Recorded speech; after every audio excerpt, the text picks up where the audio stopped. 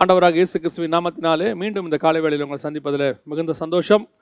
இந்த முறை நாம் ஒரு வித்தியாசமான செய்தி ஒன்றை பார்க்க போகிறோம். வசனத்தை வாசித்து கொண்டிருந்த போது ஆண்டவர் எனக்கு சொல்லிக் கொடுத்த ஒரு விஷயத்தை தான் நான் உங்களோடு கூட பகிர்ந்து கொள்ள விரும்புகிறேன். தலைப்பு வசனமாக 2 கொரிந்தியர் 2ஆம் அதிகாரம் 11வது வசனத்தையும் எபேசியர் 6ஆம் அதிகாரம் 11வது வசனத்தையும் நான் வாசிக்க போகிறேன். 2 கொரிந்தியர் 2ஆம் அதிகாரம் 11வது வசனம். சாத்தானாலே நான் மோசம் போகாதபடிக்கு அப்படி செய்தேன், அவனுடைய தந்திரங்கள் நமக்கு தெரியாதவைகள் அல்லவே. எபேசியர் 6:11, நீங்கள் பிசாசின் தந்திரங்களோடு எதிர்த்து நிற்க திராணி உள்ளவர்களாகும்படி தேவனுடைய சர்வாயுதத்தை தரித்து கொள்ளுங்கள் அப்படின்னு இருக்கு. நம்ம இந்த வசனத்திலிருந்து தான் பார்க்க போகிறோம். நாம் கண்களை மூடி தேவ சமூகத்தில் ஆண்டவரை நோக்கி பார்க்க போகிறோம். சர்வ வல்லமை உள்ள எங்கள் தகப்பனே, இந்த அருமையான காலை வேளைக்காக உமக்கு ஸ்தோத்திரம். வேத வாக்கியங்களை அறிந்து கொள்ளும்படி எங்கள் இருதயங்களையும் கண்களையும் திறக்கிறதான தேவனே, ஆண்டவரே, இந்த வாக்கியங்கள் எங்களுக்கு பிரோஜனமாக, எங்கள் வாழ்நாளுக்கு பிரோஜனமாக எங்கள் இருதயங்களில் பதிய கர்த்தர் கிருபை பாராட்டுவீராக. ஆண்டவரே, கடமைக்காக அல்ல சுவாமி, உம்முடைய வேதத்தினுடைய மகத்துவங்களை அறியும்படி தேவனாய் கர்த்தர் எங்கள் இருதயங்களை திறக்க வேண்டுமாய் நாங்கள் செபிக்கிறோம். ஆண்டவரே, இதன் மூலமாக நாங்கள் இன்னும் அநேக வேதத்தின் சத்தியங்களை ஆழத்திற்குள்ளே கடந்து போக கர்த்தர் கிருபை தருவீராக. மகிமையின் தேவன் வெளிப்படுவீராக. மகிமையுள்ள கரத்துக்குள்ளே எங்களை தாழ்த்தி ஒப்பு கொடுக்கிறோம். நீர் பேசும், நீர் இடைபடும். எங்கள் ஆண்டவர் இயேசுவின் நாமத்தில் பிதாவே, ஆமென். 2 கொரிந்தியர் 2ஆம் அதிகாரம் 11வது வசனத்திலும் எபேசியர்கள் நிருபம் 6ஆம் அதிகாரம் 11வது வசனத்திலும் தெளிவாக பவுல் ஒரு காரியத்தை சொல்லுகிறார். சாத்தானுடைய தந்திரங்கள் அறியாதவைகள் அல்லவே, சாத்தானுடைய தந்திரங்களோடு கூட எதிர்த்து நிற்கும்படிக்கு அப்படின்னு சொல்றார். அதாவது இந்த சாத்தானுடைய தந்திரம் அப்படின்னா என்ன, தந்திரங்கள், சாத்தானுடைய தந்திரங்கள் என்ன, அதை பற்றி தான் நாம் இன்னைக்கு பார்க்க போகிறோம். பொதுவாக எதிராளியை பற்றி தெரிந்து கொள்வது மிக மிக அவசியம். இஸ்ரவேல் ஜனங்கள் ஒவ்வொரு இடத்துக்கு போகும்பொழுதும் இந்த எதிராளிகளை குறித்து ஓரளவுக்கு அவங்க வேவு பார்ப்பாங்க அப்படின்னு பார்க்குறோம். இது அவசியமா அப்படின்னு கேட்டிங்கன்னா, நான் தேவனோடு கூட நிற்கிறவர்களுக்கு, அவரோடு கூட நடக்கிறவர்களுக்கு அது அவசியம் இல்லாத காரியம் என்று நான் சொல்லுவேன். எப்போவுமே சொல்லுவேன், ஒரு இடத்துக்கு நம்ம போகும்போது சிலரெல்லாம் நான் பார்த்துருக்குறேன், பிசாசை கட்டி, அந்த ஊரில் இருக்கிற பிசாசை கட்டி, அந்த ஊரில் இருக்கிற ஒவ்வொரு பிசாசியாக கட்டிக்கிட்டு இருப்பாங்க.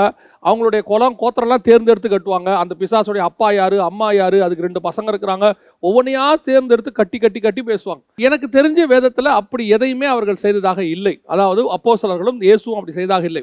மாறாக இவர்கள் போகும்போது அவைகள் ஓடி வந்து எங்களை வேதனைப்படுத்த வந்தீங்களான்னு கேட்குது. இவங்க போனது அதை வேதனைப்படுத்துறதுக்கு இல்லை, இவங்க போனது வேற வேலையாக போகிறாங்க, இவங்க சுவிசேஷம் அறிவிக்க போறாங்க. ஆனால் அது வந்து கேட்குது, எங்களை வேதனைப்படுத்த வந்தீரா அப்படின்னு. அப்படின்னா என்ன அர்த்தம்? சர்வாயுதத்தை தரித்து கொண்டு நாம் எப்பொழுதும் ஆயத்தமாக இருந்தால் பிசாசை தனியாக துரத்த வேண்டிய அவசியம் என்று ஒன்று கிடையாது. அது நம்மளை பார்த்தாலே ஓடும். அந்த அளவுக்கு நாம் ஆயத்தப்பட்டவர்களை நிற்கணும். அதே நேரத்தில் நீங்கள் ஜெபம் பண்ண வேண்டாம், பிசாசுக்கு ஜெபம் பண்ண வேண்டிய அவசியமே கிடையாது, நீங்கள் பாட்டு இருங்க பிசாசு ஓடிடும், அதெல்லாம் கிடையாது. வேதம் தெளிவாக சொல்லுகிறது, இவ்வகையான பிசாசுகள் ஜபத்தினாலும் உபவாசத்திலும் என்று போகாதுன்னு இருக்கு. நீங்கள் ஜபத்திலும் உபவாசத்திலும் எவ்வளவு ஸ்ட்ராங்காக இருக்கிறீங்களோ அவ்வளவுக்கு அவ்வளவு, அதான் வெரி சிம்பிள், உள்ள நம்ம எவ்வளோ ஸ்ட்ராங்காக இருக்கிறோமோ அவ்வளோ வெளியே நம்ம ஸ்ட்ராங்காக இருப்போம். தேவனுக்குள்ளே எவ்வளோ ஸ்ட்ராங்காக இருக்கிறோமோ அவ்வளோக்கு அவ்வளோ ஊழியத்தில் ஸ்ட்ராங்காக இருப்போம். அவ்வளோதான். அந்தரத்தில் ஆடாமல் அம்பலத்தில் ஆடவே முடியாதுன்னு சொல்லுவாங்க பாருங்களேன். இந்த டெலிவரன்ஸ் மினிஸ்ட்ரி நடத்துகிற எத்தனையோ ஊழியக்காரங்களை பார்த்துருக்கிறேன். மணிக்கணக்காக விழுந்து கிடப்பாங்க, ஆனால் அவங்க போய் ஸ்டேஜில் விழுந்து கிடக்க மாட்டாங்க. ஸ்டேஜில் கம்பீரமாக நிற்பாங்க. அவங்க நிற்கும் போது அங்கே விடுதலை தானாகவே வரும். சிலர்லாம் மைக்கை பிடிக்கும் போது பிசாசுகள் தெரிச்சு ஓடும். காரணம் என்ன? அவங்க விரட்டலன்னு அர்த்தம் கிடையாது. அந்த அளவுக்கு அவர்கள் ஆயத்தப்பட்டவர்களாக இருக்கிறாங்க, உள்ள தேவ சமூகத்தில் காத்திருக்கிறாங்க. நீங்கள் மணிக்கணக்கில் ஃபோனில் உட்காந்துட்டு எல்லாம் பண்ணிட்டு நேராக போய் ஸ்டேஜில் ஏறினா பிசாசு ஓடாது, அது விரட்டிக்கிட்டு தான் இருக்கணும். ஒரு சிலரை பார்த்துருக்கிறேன், நாள் கணக்காக விரட்டிக்கிட்டு இருப்பாங்க, கட்டி போட்டு வீட்லேயே உட்கார வச்சுலாம் விரட்டிக்கிட்டு இருக்கிறவங்களாம் இருக்கிறாங்க. இப்போ நம்ம அதை பற்றி பார்க்க போகிறதில்ல. நாம் எதை பற்றி பார்க்க போகிறோம்னா, இந்த பிசாசின் தந்திரங்கள்னா என்ன. தந்திரம் வேறு, தந்திரம் என்பது வெளியே தெரியாமல் இருக்கும், தந்திரங்களை எதிர்த்து நிற்கணும்னு அவர் சொல்கிறார்.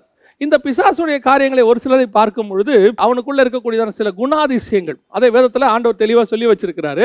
அதை பற்றி தான் நம்ம பார்க்க போகிறோம். முதலாவதாக அவனுக்குள்ளே ஒரு தந்திரமான காரியம் ஒன்றை அவன் செய்கிறான். என்ன செய்கிறான்? மார்க் எழுதின சுவிசேஷம் 3ஆம் அதிகாரம் 26வது வசனத்திலும், லூக்கா எழுதின சுவிசேஷம் 11ஆம் அதிகாரம் 18வது வசனத்திலும் இயேசு சொல்லக்கூடியதான மிக முக்கியமான வார்த்தைகளில் ஒன்று என்னன்னு கேட்டால், பிசாசுடைய ராஜ்யத்துக்குள்ள ஒரு மனம் இருக்குதாமா. அந்த ஒரு மனதை பற்றி இயேசு லூக்கா எழுதின சுவிசேஷம் 11:18 விதமாய் சொல்லுகிறார். சாத்தானும் தனக்குத்தானே விரோதமாய் பிரிந்திருந்தால் அவன் ராஜ்யம் எப்படி நிலை நிற்கும் அப்படின்னு கேட்கிறார். அப்படின்னா என்ன அர்த்தம்? சாத்தானுக்குள்ள ஒரு மனம் இருக்கு. இந்த ஒரு மனம் எதுக்கு அப்படிங்கிறது தான் ரொம்ப இம்பார்ட்டன்ட். அதான் அவன் தந்திரம். இந்த சாத்தானுக்குள்ள இருக்கிற ஒரு மனம் இருக்குது, இது ஆத்துமாக்களை மோசம் போக்குவதற்காக.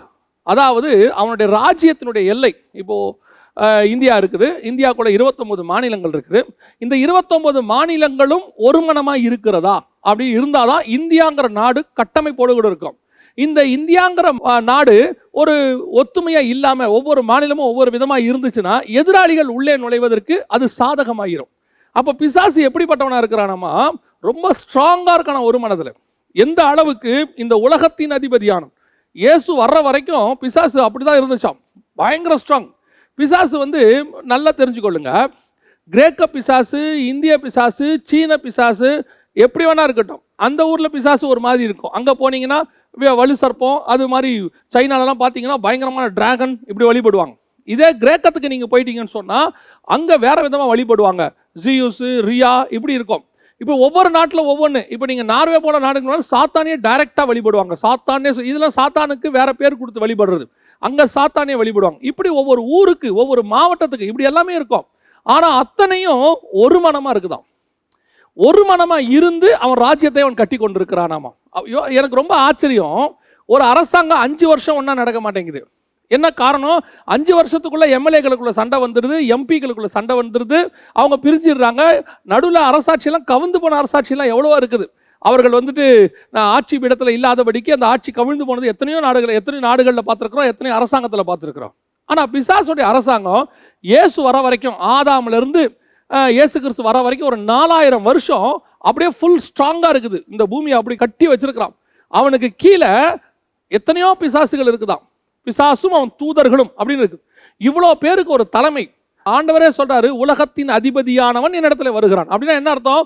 அவன் இந்த உலகத்தை ஆளுகை செஞ்சுக்கிட்டு இருந்திருக்கிறான். எப்போ இயேசு வரத்துக்கு முன்னாடி நான் இவ்வளோ பேசுறது, இயேசு வரத்துக்கு முன்னாடி இந்த உலகத்தின் முழுவதும் ஆட்சி செஞ்சிருக்கிறான். அவனுக்கு கீழே இவ்வளோ பேர் இருக்கிறாங்க. ஆனால் அத்தனைக்கு நடுவில் அவனுக்குள்ள இருந்தது என்ன? ஒரு மனம் அப்படியே ஸ்ட்ராங்காக கட்டி வச்சிருக்கிறான். இந்த ஒரு மனம் தந்திரமான ஒரு மனம். எந்த தந்திரம்? மக்களை தன் கட்டுக்குள்ள வச்சுப்பதற்கு, மக்கள் மேல் உள்ள நேசத்தில் இல்லை. அதான் ரொம்ப முக்கியம். இந்த ஒரு மனதை பல நேரங்களிலே அவன் என்ன செய்யறான்?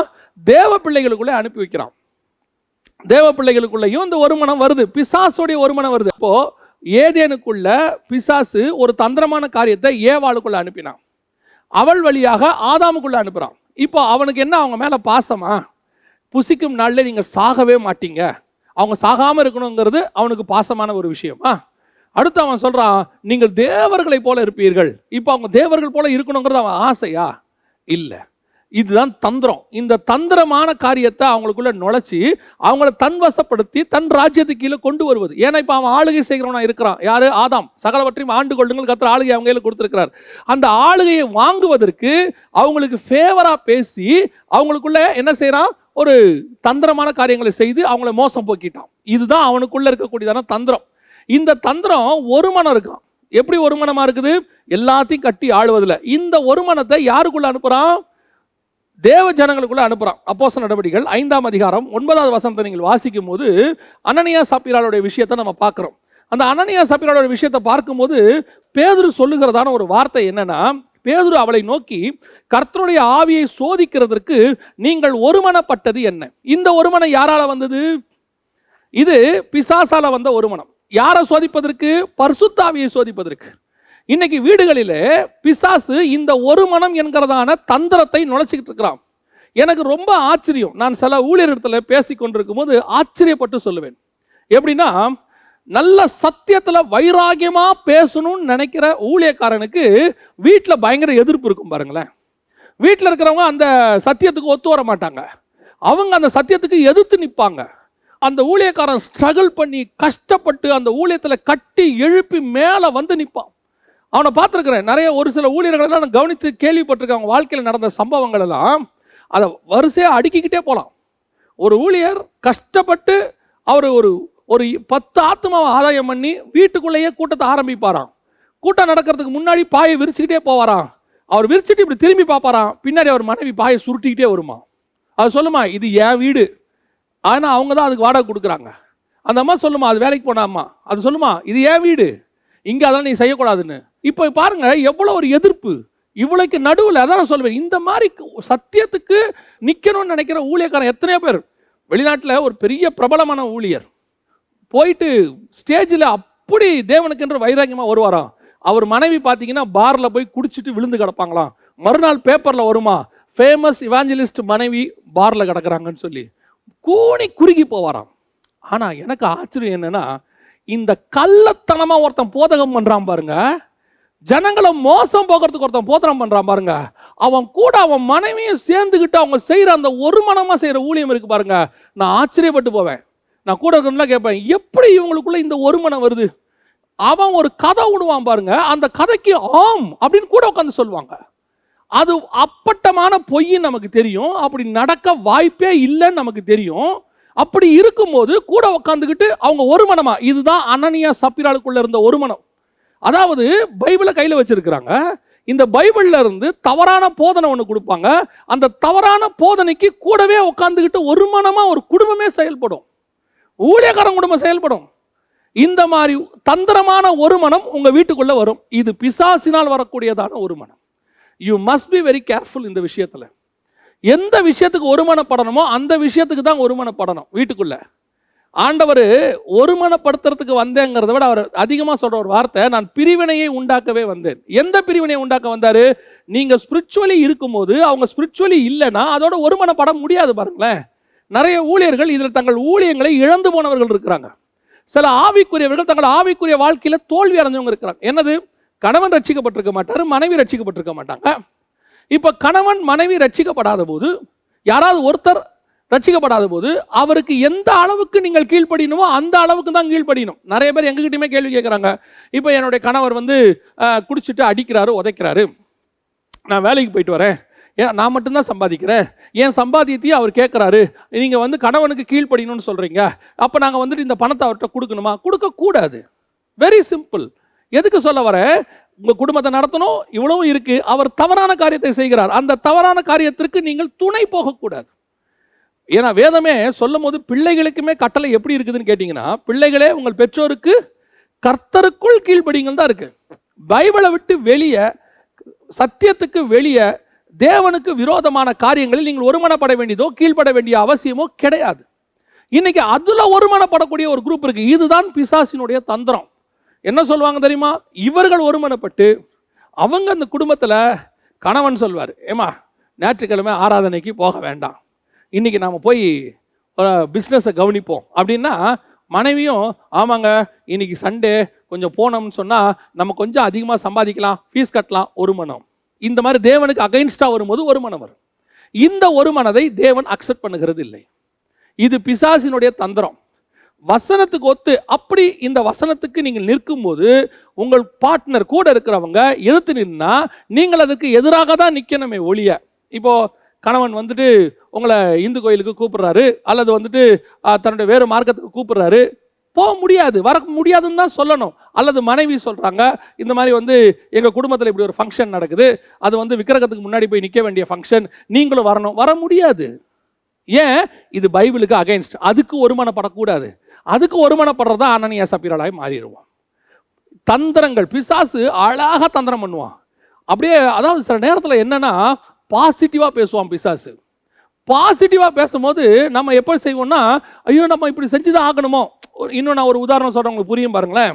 சில நேரங்களில் சில ஊழியர்கள் அரசாங்கத்தில் ஒரு சட்டம் போடுவாங்க, அந்த சட்டம் பைபிளுக்கு அகைன்ஸ்டா இருக்கும், அந்த சட்டத்துக்கு கீழ்ப்படியணும்னு சில ஊழியர்களும் பேசுவாங்க. இப்போ உதாரணமா ஓரின சேர்க்கை வந்துச்சு, சட்டப்படி வந்துச்சு, நமக்கு நீதிமன்றத்தின்படி அது வந்துச்சு.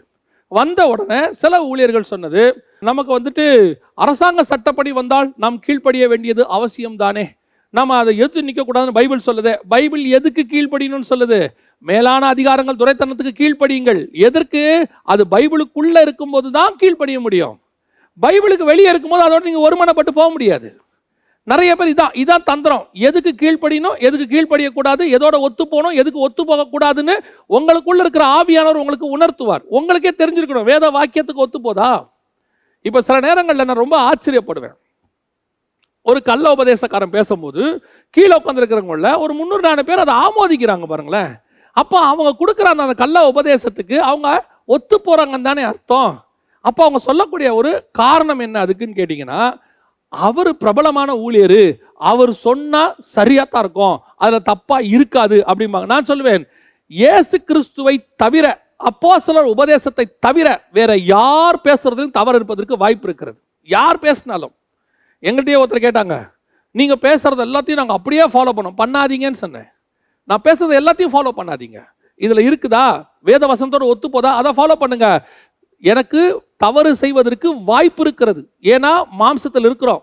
நம்ம அப்போஸ்தலர்கள் கிடையாது, அப்போஸ்தலர் உபதேசத்தை எடுத்து பேசுறவங்க. இதில் தவறு வராமல் பேசணும் தான் நம்ம விரும்புகிறோம். அப்போலோ என்பவன் பிரசங்கம் பண்ணுகிறான், ஆக்கில்லா பிரிஸ்கில்லா அங்கே இருக்கிறாங்க. அவனை அப்போலோ யாரு? திஷ்டாங்கமாய் கர்த்தரை பிரஸ்தாபப்படுத்துகிறான், தைரியமாக பேசுகிறான், எல்லாத்தையும் பார்த்துக்கிட்டே இருக்கிறாங்க. ஆனால் வசனம் என்ன சொல்ல தெரியுமா? அவனை அழைத்து கொண்டு போய் சுவிசேஷத்தை அவனுக்கு திட்டமாய் சொல்லி கொடுத்தாங்களாம். அவனுடைய காஸ்பல்லையும் கொஞ்சம் மிஸ்டேக் இருக்குது. அப்போ ஆக்கிலா பிரிஸ்கில்லா கூட்டு போய் அவனுக்கு சொல்லி கொடுக்குறாங்க. அப்போ அப்போலோங்கிறவன் யாரு? பவுலுக்கு ஈக்குவலானவன். பவுல் சொல்றாரு, நான் நட்டேன், அப்போலோ நீர் பாய்ச்சினான். அவங்க ரெண்டு பேரும் ஈக்குவலா வராங்க ஒரு இடத்துல. அப்படி இருக்கும்போது அவனுடைய பிரசங்கத்திலேயும் சில தவறுகள் இருக்கிறது. அதை ஆக்கிலா பிரிஸ்கில்லா சரி பண்ணுகிறார்கள். இப்போ அப்போலோவே சொல்லிட்டாருங்க, அதனால சரிதான் கிடையாது. பிசாசின் தந்திரம் இங்கே தான் வரும், ஒத்து போகக்கூடாது. பிசாசுடைய தந்திரம் ஒரு மனம் எதற்கு தெரியுமா? மோசம் போக்குவதற்கு. மோசம் போக்குவதற்கு ஒத்து போகக்கூடாது. சில நான் ஊழியர்களுடைய குடும்பங்களை பார்த்ததுனால சொல்கிறேன், தயவு செய்து கணவன் ஒரு ஊழியக்காரனாக இருந்து வேதத்துக்கு விரோதமாய் சொன்னால் மனைவி ஒத்து போகாதுங்க. ஒத்து போகாதுன்னா நீங்கள் குடும்பத்தோடு ஒத்து போகான்னு சொல்ல, அந்த சத்தியத்துக்கு சொல்கிறேன். எப்பா நீங்கள் செய்யறது தப்புன்னு சொல்லுங்க. மனைவி செய்யக்கூடியது சத்தியத்தின்படி தப்பா இருந்தா நீ செய்யறது தப்புன்னு சொல்லுங்க. அதனால குடும்பத்தோட ஒத்து போகாதன்னு நான் சொல்லலை, தப்பா புரிஞ்சிடக்கூடாது. நீங்க குடும்பம் இருக்கணும். கணவன் எப்பேற்பட்டவனாக, மனைவி எப்பேற்பட்ட ரட்சிக்கப்படாத மனைவியாய் இருந்து சண்டைக்காரியாய் இருந்து வாழ முடியாது வனாந்தரமாய் இருந்தாலும் நீங்கள் இருந்து தான் ஆகணும். கடைசி வரைக்கும் கூட தான் இருக்கணும். பைபிள் அப்படித்தான் சொல்லுது. அவள் நீங்கள் ஆதாயம் பண்ணணும். ஆனால் நான் சொல்லுகிறது என்ன? அவள் சொல்லுகிற சத்தியம், சண்டை வரும் வீட்டில். நீங்க சொல்ற சத்தியத்துக்கு அவங்க சொல்றது அகைன்ஸ்டா இருக்கும், பைபிளுக்கு அகைன்ஸ்டா இருக்கும். அதனால வீட்டில் சண்டை வரும். அந்த சண்டை வந்தாலும் பரவாயில்ல, நான் சத்தியத்துக்கு நிற்கணும். அதுக்கு ஒத்து போயிடக்கூடாது. நீங்க ஒத்து போக தொடங்குனீங்கன்னா கொஞ்சம் கொஞ்சமா பிசாசு ஏதேனுக்குள்ள நுழைஞ்ச மாதிரி உங்க வீட்டுக்குள்ள நுழைஞ்சிருவான். ஸ்டார்ட்லேயே தடுத்துடணும். அதை நிறைய பேரோட குடும்பத்தில் அதான் பிரச்சனையே, விட்டுருவாங்க. சில கணவன்கள் மனைவியுடைய ஆரம்ப காலத்தில் வரக்கூடியதை அந்த கல்யாணம் ஆன ஜோரில் அவங்க சொல்றதை சிலதை விட்டுருவாங்க. அப்படியே கொஞ்சம் கொஞ்சமாக விட்டு அந்த மாதிரி என்ன சொல்லும், ஆரம்பத்தில் நீங்கள் எல்லாம் கேட்டீங்களே, அப்போ செஞ்சீங்களே, ஏன் இப்போ செய்ய மாட்டீங்க? இவருக்கு தெரியும் இது சத்தியத்தின்படி தப்புன்னு. அந்த கல்யாணமான புதுசில் மனைவிக்காக விட்டு கொடுத்துருவாரு. அதனுடைய விளைவு என்ன? அனனியா சப்பீராலாக மாறுற இடத்துக்கு போயிடும். நான் நிறைய ஊழியர்களை பார்த்துருக்கிறேன். நிறைய ஊழியர்களை சத்தியத்தோடு கூட இணைந்து ஊழியம் பண்ணக்கூடிய எத்தனையோ ஊழியர்கள் இருக்கிறார்கள். அவர்கள் கர்த்தருக்குள்ள நல்லா ஷைன் ஆகி வராங்க. அதே நேரத்தில் இந்த மாதிரி தவறான உபதேசத்துக்கு ஒரு மனம், ராங் ஒரு மனம், இது இந்த தந்திரத்துக்கு ரொம்ப கேர்ஃபுல்லா இருந்து கொள்ளுங்க. வசனம் சொல்லுது, பிசாசின் தந்திரங்கள் அறியாதவைகள் அல்லவே. ரெண்டாவது, பிசாசு கிட்ட இருக்கக்கூடியதான இன்னொரு தந்திரம் என்னன்னு கேட்டீங்கன்னா, 1 பேதுருவின் புஸ்தகம் 5ஆம் அதிகாரம் 8வது வசனம். 1 பேதுருவின் புஸ்தகம் 5ஆம் அதிகாரம் 8வது வசனத்துல பிசாசை குறித்து வேதம் சொல்லுகிறது, அவன் எவனை விழுங்கலாமோ தெளிந்த புத்தி உள்ளவர்களாய் இருங்கள், விழித்திருங்கள், ஏனெனில் உங்கள் எதிராளியான பிசாசானவன் கர்ஜிக்கிற சிங்கம் போல் எவனை விழுங்கலாமோ என்று வகை தேடி சுத்தி திரிகிறான். இப்போ பிசாசுக்கு ஒரு ஆத்ம பாரம் இருக்கு. இந்த ஆத்ம பாரத்தை நல்லா கவனிங்க. எவனை விழுங்கலாமோ என்று வகை தேடி அப்படியே பயங்கரமா அலையறானாமா. ஒரு ஆத்மா கிடைக்குமா? இதுல அவனுடைய தந்திரம் இருக்கு. என்ன தந்திரம்? இந்த ஆத்ம பாரம் எதற்காக அவனுக்கு அந்த ஆத்ம பாரம் வந்துச்சு? இந்த ஆத்மா எதுக்கு? அந்த ஆத்மாவை மோசம் போக்குவதற்கு, மரணத்துக்கு நேராக நடத்துவதற்கு. அதுதான் ரொம்ப இம்பார்ட்டன்ட். அந்த ஆத்மாவை நரகத்துக்கு கூட்டிட்டு போறதுக்கு அவன் என்ன செய்யறானா, எவனை விழுங்கலாமோ என்று வகை தேடி சுத்தி திரிகிறான். இப்போ அவனோட ஏத்து நிக்க போறோம். 24 hours வேலை போட்ட சண்டையோட ஈட்டியோட நிக்கிற ஒருத்தனுக்கு நீங்க ஏத்து நிக்கணும். அப்ப நீங்க எப்படிப்பட்டவங்களா நிக்கணும்? அதே 24 hours அவனோட ஏத்து நிக்கிறவங்களா நிக்கணும். பிசாசை பத்தி வேதம் சொல்லுது, அவன் எவனை விழுங்கலாமோ என்று. அப்போ தாவீது சொல்றாரு, ஒரு நாள் என் ஆட்டுக்குட்டியை சிங்கத்தின் வாய்க்கும் கரடியின் வாய்க்கும் நான் தப்புவித்தேன். எப்படி? நான் ஒரு நல்ல மேய்ப்பன், என் ஜீவனை கொடுத்து சிங்கத்தின் வாய்க்கு கை விட்டு எடுக்கிறாராம் அவரு. அப்போ எவ்வளவு கான்சியஸா இருந்திருப்பாரு பாருங்க. அவரு பாட்டு பாடிக்கிட்டு இருக்கிறாரு. இப்போ நம்ம பாட்டு பாடினோம்னா, கண்ணை மூடி பாட்டு பாடினோம்னா சுத்தி என்ன நடக்குதுன்னு நமக்கு தெரியாது. கண்ணை மூடி பாட்டு பாடின பிறகு, நம்ம பாட்டெல்லாம் முடிஞ்ச பிறகு யோசித்து பார்த்தோம்னா அதுக்கு பிறகு நம்மளை சுற்றி நிறைய காரியங்கள் நடந்திருக்கும்.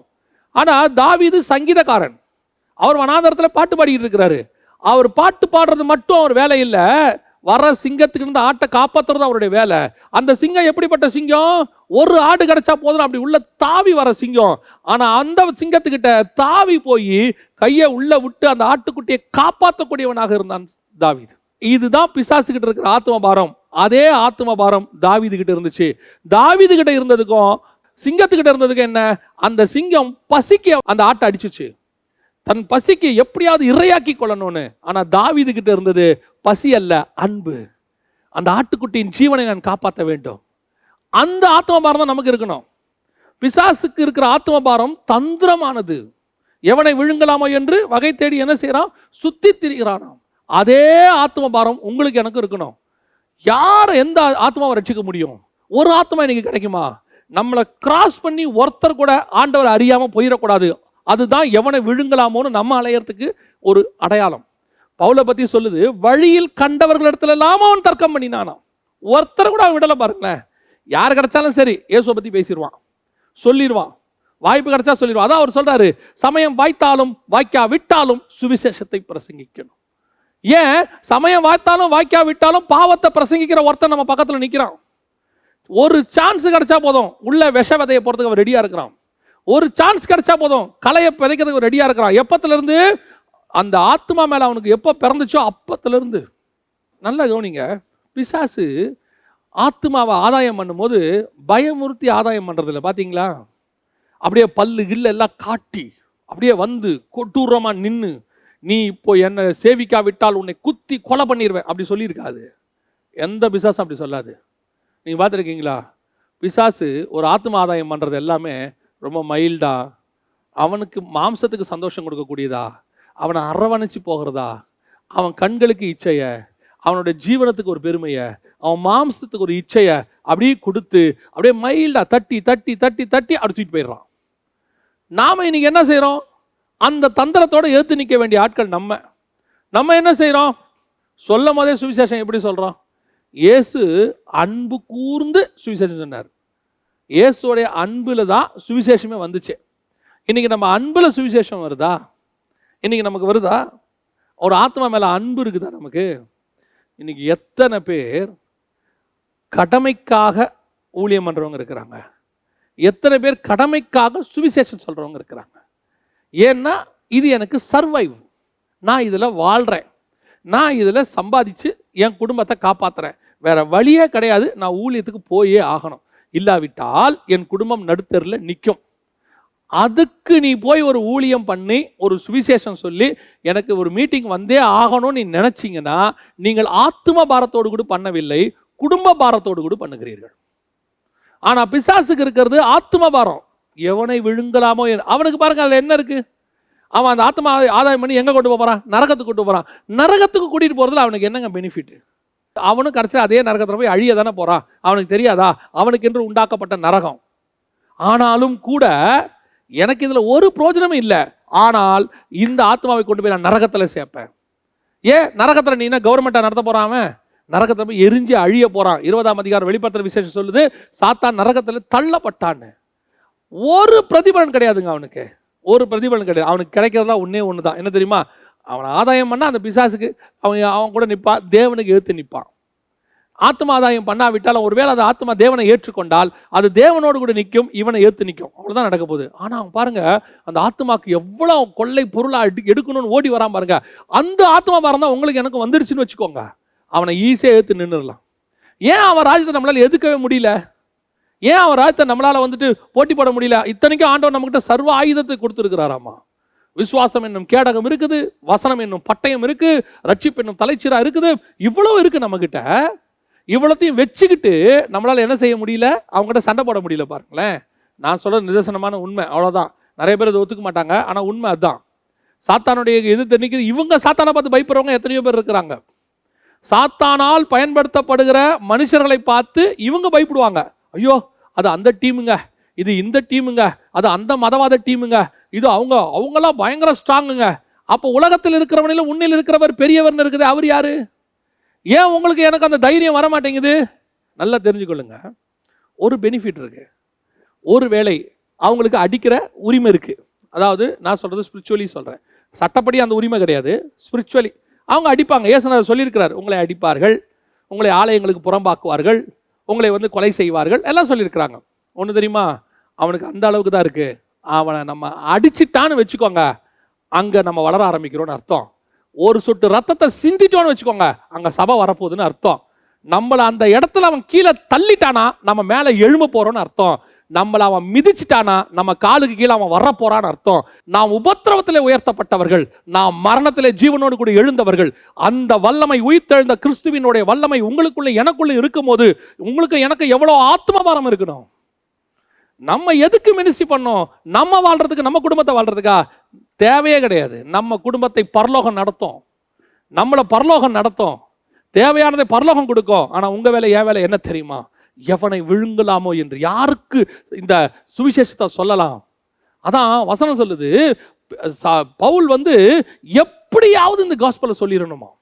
அவர் சொல்றாரு எப்படியாவது இந்த காஸ்பலை சொல்லிடு. எனக்கு அவருடைய ஹிஸ்டரியை படிக்கும்போது, அப்போஸ்தலர் படிக்கிற ஆச்சரியமா இருக்குதுங்க. செத்து போனவர் நினைச்சு விட்டுட்டு போயிட்டாங்களாம், கல்லுல அடிச்சு அவர் செத்துட்டாருன்னு விட்டுட்டு போயிட்டாங்களாம். வசனம் சொல்லுது அவர் எழுந்து நின்று உள்ளே போய் பிரசங்கம் பண்ணினார். அப்படின்னா அவனுக்குள்ள அந்த கிறிஸ்துவின் அன்பு நெருக்கி ஏவுது பாருங்க. அந்த சுவிசேஷ பாரம் ஒன்றே. இன்னைக்கு அது அப்படியே கொஞ்சம் கொஞ்சமா மாறி மாறி மாறி மாறி போச்சு.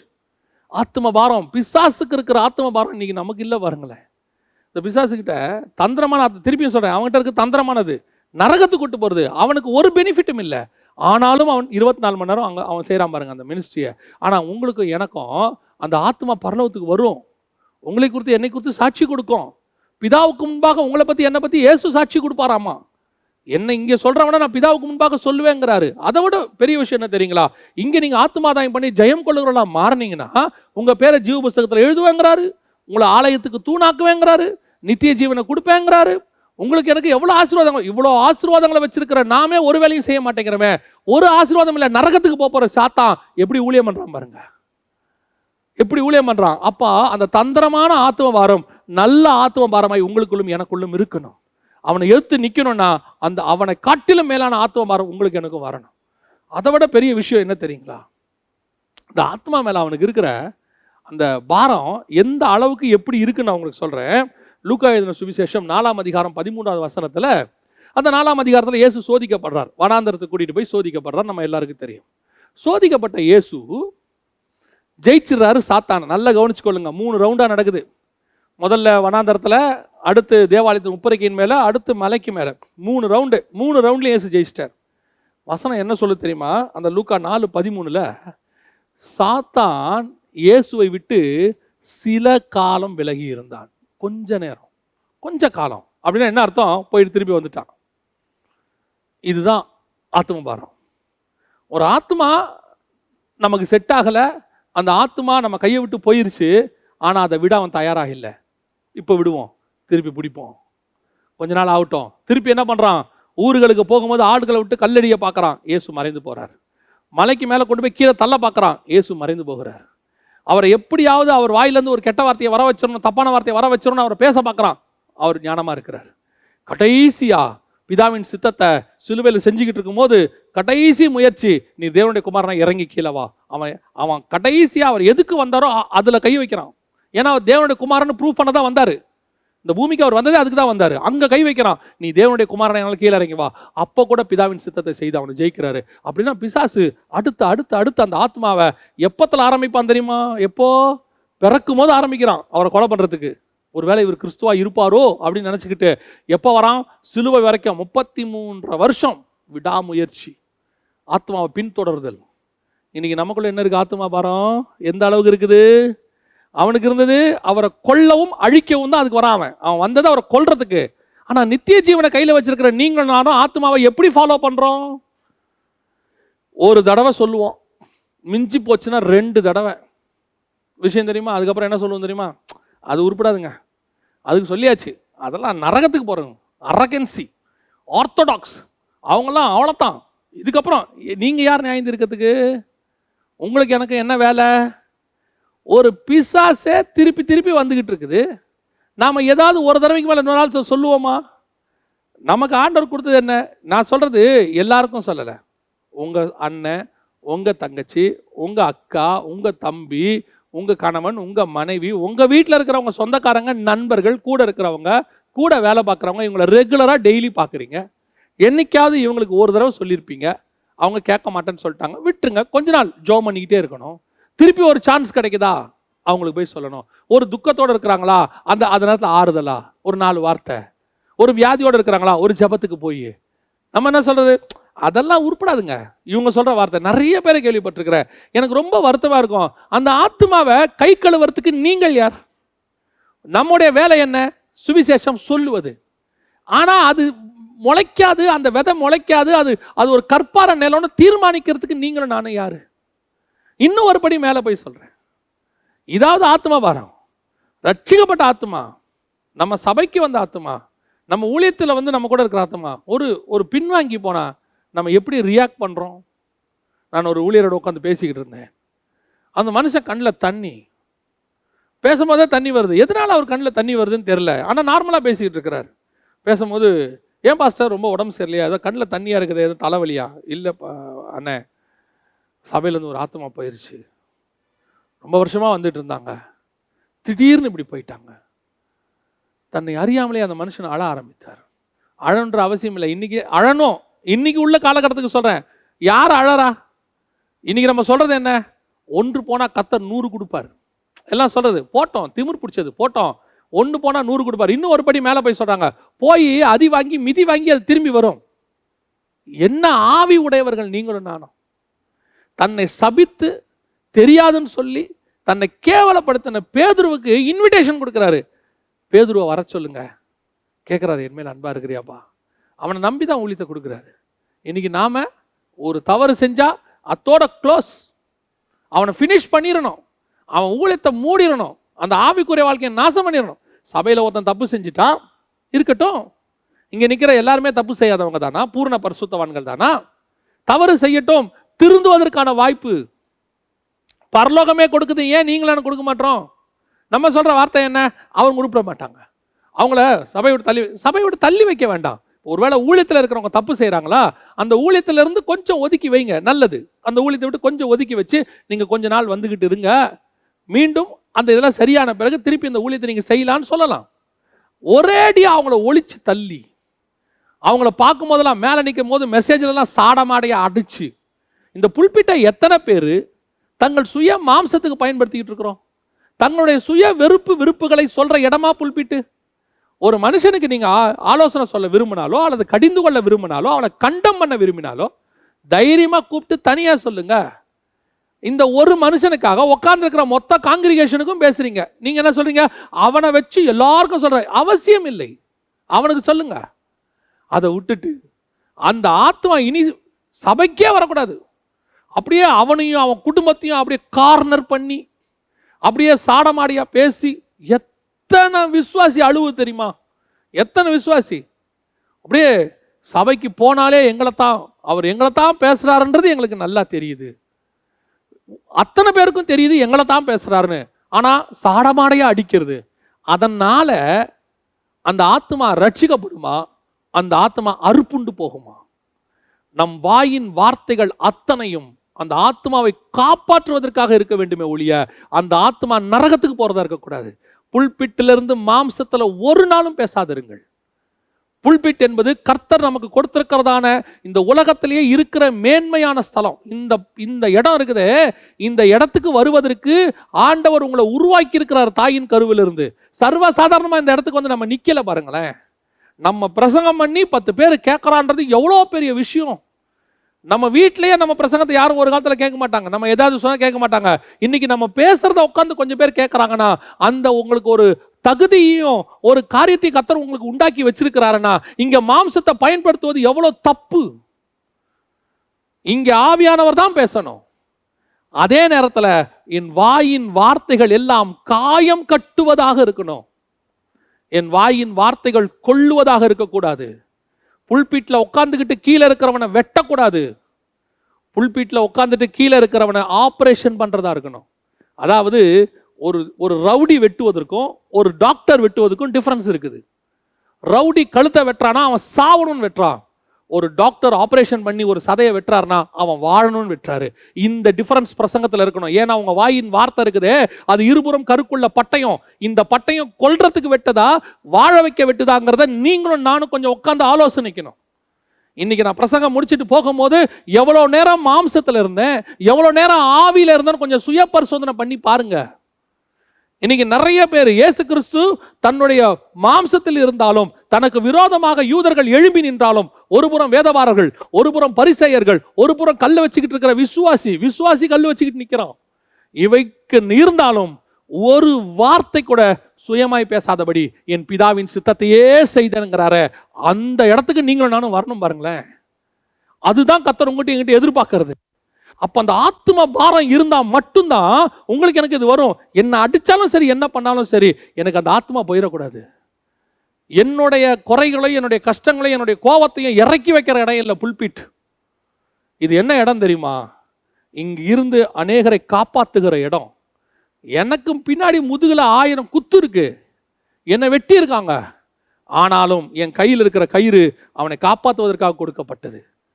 என்னை வெட்டினாங்கன்னா அதை பிரதிபலிக்கிற இடம் கிடையாது. இங்க நானும் வெட்டுவேன். என்னை வெட்டினீங்கல்ல, நானும் வெட்டுவேன். இன்னும் ஒரு படி நான் மேலே போய் சொல்றேன். உங்களை தவறாய் பேசினவன் கூட அங்கே வந்து உட்காந்துருப்பான். உங்களை குற்றப்படுத்தினவன் வந்து உட்காந்துருப்பான். எந்திரிச்சு பிரைஸ் தி லார்ட் அப்படிம்பான். வேற வழியே கிடையாது, நீ பிரைஸ் தி லார்ட் தான் சொல்லணும்.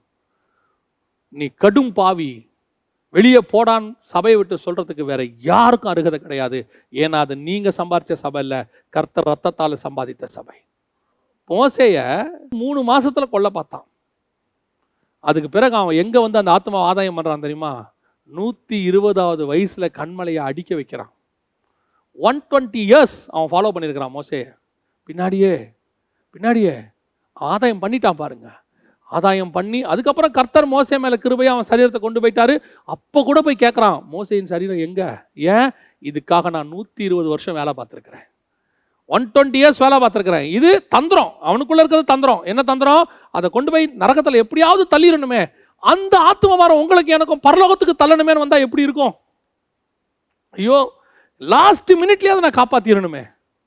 சிலர்லாம் உங்களுக்கு விரோதமா பேசினவங்க அடிபட்டு ஹாஸ்பிட்டல் இருக்கிறாங்கன்னு கேள்விப்பட்டு சீரியஸா இருக்கிறாங்கன்னா இங்க உட்காந்து நீங்க என்ன பேசுறீங்க? அவனுக்கு அது நடந்துச்சு. காரணம், எனக்கு விரோதமா பேசினா, ஊழியக்காரனுக்கு விரோதமா பேசினா நடக்குமா? கர்த்தர் அடிச்சு போட்டிருக்கிறாரு. அவனுக்கு இன்னும் இருக்குது, நீ சரியான ஆவி உடையவன் அல்ல. கிறிஸ்துவின் ஆவி எப்படிப்பட்டது தெரியுமா? பதறி போய் ஓடும். இந்த லாஸ்ட் மினிட்ல அவனை காப்பாற்ற முடியுமா? நீங்க போய் நின்று பாருங்களேன். அவன் கண்ணில் வர தண்ணி இருக்க, அதை அவனை பரலோகத்துக்கு கூட்டு போயிடும்.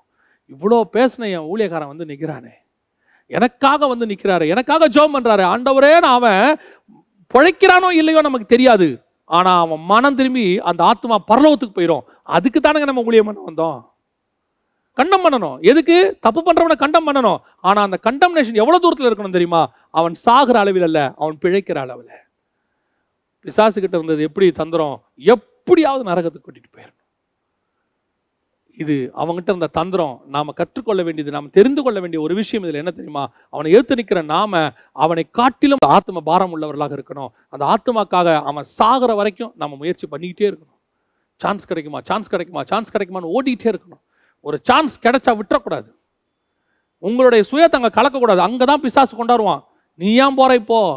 உன்னை எப்படி பேசினா அவன், உன்னை என்ன பண்ணா, இந்த இந்த இந்த கசப்பை உனக்குள்ள போட்டுருவான். ஏன்னா இப்ப நீங்க போனீங்கன்னா அவனை காப்பாத்திடுவீங்கன்னு அவனுக்கு தெரியும். அப்பதான் நம்ம போகணும். ரைட், போலாம். பேசத்தானப்பா செஞ்ச, அதனால நான் குறைஞ்சிடலையே. இன்னும் சொல்ல போனா அவன் பேசினதற்காக நான் வளர்ந்திருக்கிறேன். கர்த்தர் அவன் நிமித்தம் என்னை உயர்த்திருக்கிறார். தாவீது சொல்றாரு, சீமேயின் பேசின நிமித்தமாவது கர்த்தர் என்னை உயர்த்துவார். அந்த உயர்வை கர்த்தர் உனக்கு கட்டளையிட்டு இருப்பாரு. அதனால நம்ம ஒன்றும் குறைஞ்சிட மாட்டோம். நம்மளை தப்பா ஒருத்தன் பேசுறதுனால, இல்லை ஒருத்தன் நம்ம ஊழியத்தை தப்பா பேசுறதுனாலையோ நம்மை அபிஷேகம் பண்ண அபிஷேகம் மாறாது. நம்மளை அபிஷேகம் பண்ணவர் கர்த்தர். உங்களையும் என்னையும் கீழே தள்ளுறதுக்கு கர்த்தர் ஒருத்தரால மட்டும்தான் முடியும். ஒருத்தன் பேசி கீழே தள்ளிட்டான், ஒருத்தன் வாட்ஸ்அப்பில் உங்களை பற்றி தப்பாக போட்டு கீழே தள்ளிட்டான், ஒருத்தன் ஃபேஸ்புக்கில் போட்டு கீழே தள்ளிட்டானா, உன்னை அபிஷேகித்தவரை விட ஃபேஸ்புக் ரொம்ப, வாட்ஸ்அப் மீடியா ரொம்ப பெருசாகிடும். ஏன்? கர்த்தர் அபிஷேகம் பண்ண எவனையும் மீடியா கீழே தள்ளும்னா கர்த்தரை விட மீடியா பெருசு. நான் சொல்லுவேன், மீடியா விட கர்த்தர் பெருசு. நீ என்ன வேணாலும் எழுது, என்ன வேணாலும் பேசு. உன்னை அபிஷேகம் பண்ணினவர் உன்னை உயர்த்துவதற்கு வல்லமை உள்ளவராக இருக்கிறார். உன்னை அழைத்தவர் உண்மை உள்ளவர். உன்னுடைய அழைப்பும் உன்னுடைய கிருபா வரங்களும் மாறாதவைகள். அதனால உன்னை யார் பேசினாலும் அதை கசப்பா எடுக்காதீங்க. நாளைக்கு ஒரு நாள் அவனுக்கு நீங்க தேவைப்படுவீங்க. அவன் கஷ்ட நிலைமையில் இருக்கான். ஒருவேளை அவன் பிள்ளைக்கு ஒரு ஃபீஸ் கட்ட வேண்டியிருக்கும், ஒரு மெடிக்கல் செலவு தேவைப்படும், ஓடி போய் கொடுங்க. அதுதான் அவனுக்கு நீங்கள் காட்டுகிற கிறிஸ்துவினுடைய அன்பு. அதைத்தான் ஆண்டவர் எதிர்பார்க்கிறார். மூன்றாவது பிசாசினுடைய இன்னொரு தந்திரம் என்ன தெரியுமா? மத்தேயு சுவிசேஷம் 4ஆம் அதிகாரம் 8வது வசனம் 9வது வசனம். இந்த வசனத்துல அவன் இயேசுவை பார்த்து சொல்ற ஒரு வார்த்தை, என்னை தாழ விழுந்து பணிந்து கொண்டால் எல்லாவற்றையும் நான் உமக்கு தருவேன். மத்தேயு சுவிசேஷம் 4ஆம் அதிகாரம் 8-9 வசனம். மறுபடியும் பிசாசு அவரை மிகவும் உயர்ந்த மலையின் மேல் கொண்டு போய் உலகத்தின் சகல ராஜ்யங்களையும் அவைகளின் மகிமையும் அவருக்கு காண்பித்து, நீ சாஷ்டாங்கமாய் விழுந்து என்னை பணிந்து கொண்டால் இவைகளை எல்லாம் உமக்கு தருவேன் என்று சொன்னான். இப்போ பிசாசுடைய தந்திரம் ஒன்று இருக்கு பாருங்க.